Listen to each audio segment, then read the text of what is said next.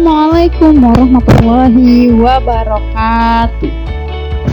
Oke, pada kesempatan kali ini kita akan membahas mengenai kedudukan titik, garis, dan bidang. Jadi materi ini adalah materi bangun ruang.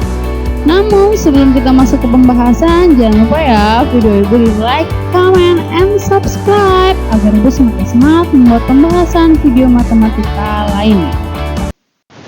Oke, kita masuk ke pembahasan mengenai kedudukan titik, garis, dan bidang. Di sini Ibu ambil materinya dari web math.com, materi titik, garis, dan bidang.html. Jadi, kamu bisa akses atau kamu bisa buka juga dari web ini, web math.com.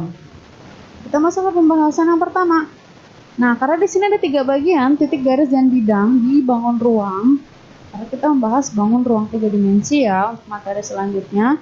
Jadi dalam geometri titik itu disimbolkan dengan noktah, di mana titik itu sendiri tidak mempunyai ukuran, tidak mempunyai panjang maupun luas apalagi volume, itu bentuknya noktah. Sedangkan garis merupakan himpunan titik-titik yang mempunyai ukuran panjang.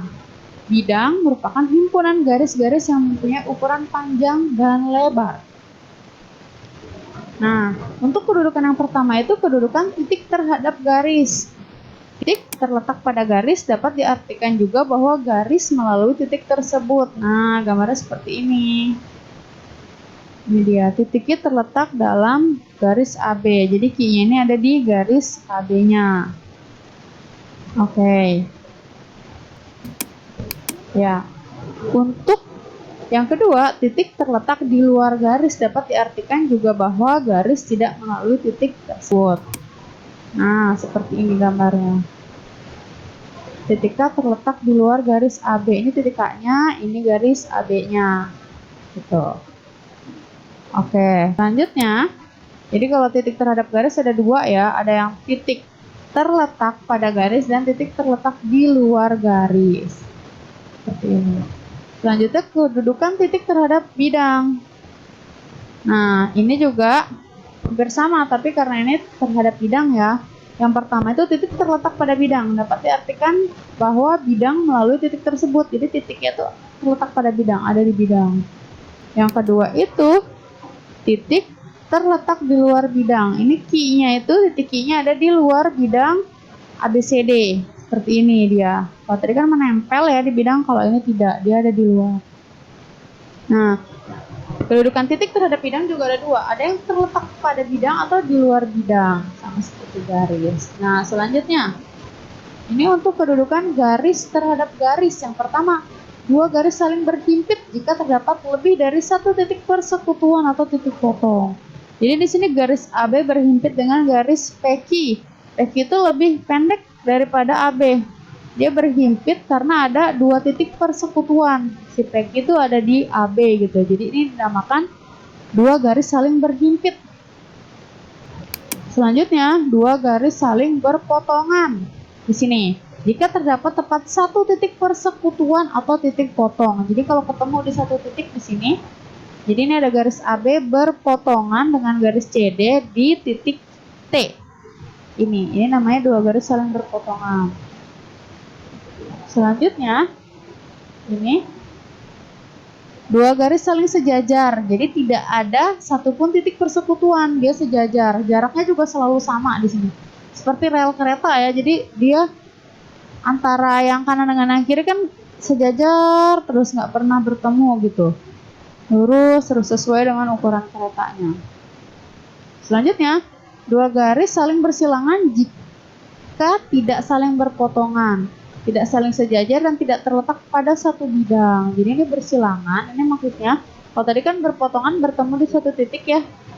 Yang ini berpotongan bertemu di satu titik. Kalau bersilangan itu kita pakai media bidang. Jadi ada bidang garis PQ itu di sini dia bersilangan dengan garis MN. MN itu jadi tidak berpotongan, hanya saja yang satu itu ada di bidang ABCD, benar-benar terletak di bidang ABCD, yang satu itu memotong bidang ABCD. Jadi tidak menempel ya, hanya melewati satu bidang yang sama. Ini 2 garis saling bersilangan. Selanjutnya, Kedudukan garis terhadap bidang. Kedudukan garis terhadap bidang yang pertama, garis terletak pada bidang. Seperti ini. Jika terdapat lebih dari satu titik persekutuan. Yang kedua, garis sejajar pada bidang.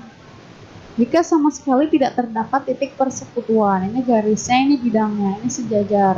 Jadi tidak pernah bertemu di antara garis dan bidang kalau sejajar. Selanjutnya, garis berpotongan pada bidang. Jika terdapat tepat satu titik persekutuan, jadi memotong, garis memotong bidang seperti ini. Selanjutnya, kedudukan bidang terhadap bidang. Dua bidang saling berhimpit. Jika setiap titik di satu bidang juga terletak pada bidang lainnya. Jadi ini EFGH yang kecil di dalam itu berhimpit pada bidang ABCD. ABCD yang lebar. Jadi EFGH ada di bidang ABCD. Itu namanya dua bidang saling berhimpit.